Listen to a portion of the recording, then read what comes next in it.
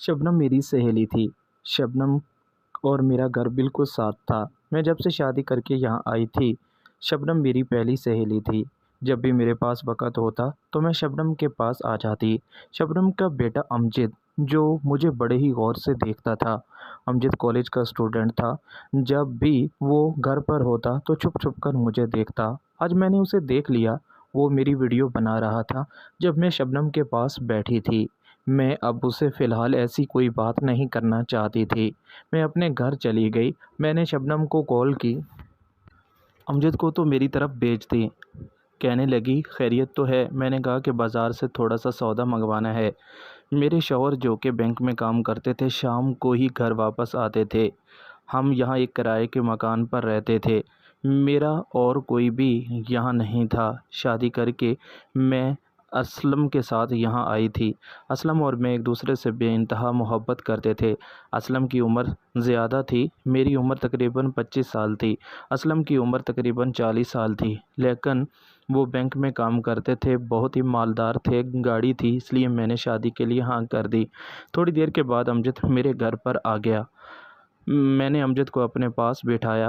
अमजद को कहा कि अपना मोबाइल मुझे दो। जिस पर अमजद कहने लगा, नहीं, मैं अपना मोबाइल किसी को नहीं देता।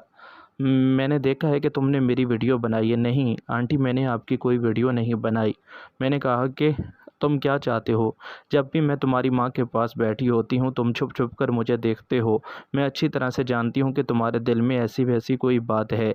अगर तुम मुझे सब कुछ सच बता दोगे तो मैं तुम्हारी मदद कर सकती हूँ।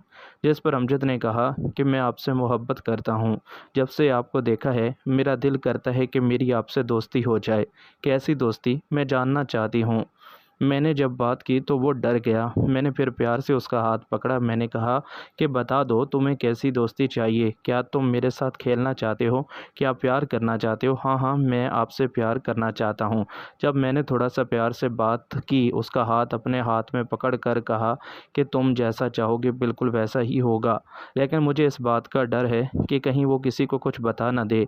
मैंने उसी वक्त उसका मोबाइल लिया और अपनी तमाम वीडियो, मैं तो समझी शायद आज ही अमजद ने मेरी वीडियो बनाई हैं, उसमें तो बहुत सारी मेरी वीडियो थी।